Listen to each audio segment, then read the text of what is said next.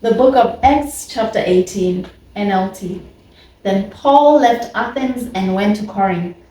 There he became acquainted with a Jew named Aquila, born in Pontus, who'd recently arrived from Italy with his wife Priscilla. They'd left Italy when Claudius Caesar deported all the Jews from Rome. Paul lived and worked with them, for they were tent makers just as he was. Each Sabbath found Paul at the synagogue trying to convince the Jews and Greeks alike.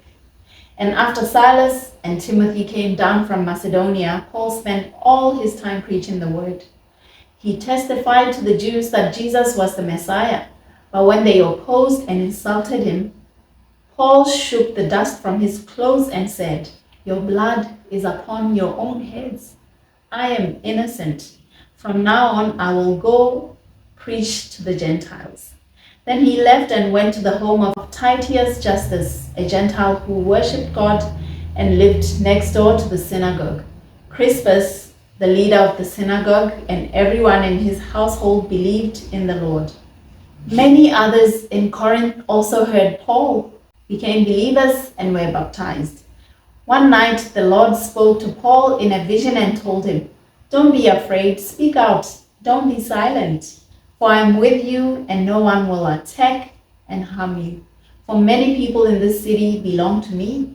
So Paul stayed there for the next year and a half teaching the word of God.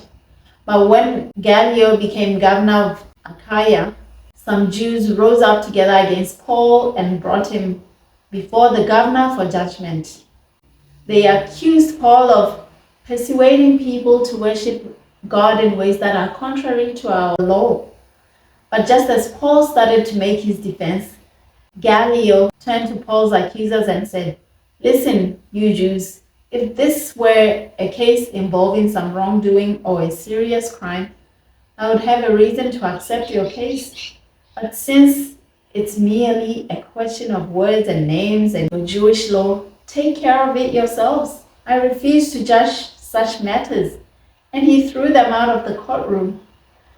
The crowd then grabbed Sosthenes, the leader of the synagogue, and beat him right there in the courtroom.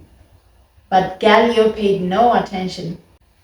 Paul stayed in Corinth for some time after that, then said goodbye to the brothers and sisters and went to nearby Cenchrea. There he shaved his head according to Jewish custom, marking the end of a vow. Then he set sail for Syria, taking Priscilla and Aquila with him. They stopped first at the port of Ephesus, where Paul left the others behind. While he was there, he went to the synagogue to reason with the Jews. They asked him to stay longer, but he declined. As he left, however, he said, "I'll come back later, God willing." Then he set sail from Ephesus. The next stop was at the port of Caesarea.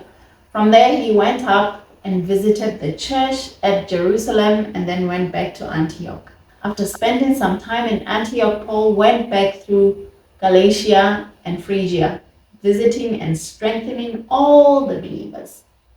Meanwhile, a Jew named Apollos, an eloquent speaker who knew the scriptures well, had arrived in Ephesus from Alexandria in Egypt. He had been taught the way of the Lord, and he taught others about Jesus with an enthusiastic spirit and with accuracy. However, he knew only about John's baptism.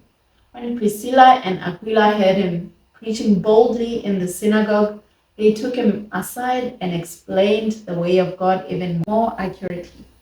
Apollos had been thinking about going to Achaia, and the brothers and sisters in Ephesus encouraged him to go. They wrote to the believers in Achaia, asking them to welcome him.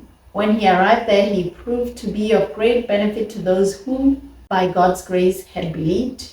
He refuted the Jews with powerful arguments in public debate. Using scriptures, he explained to them that Jesus was the Messiah.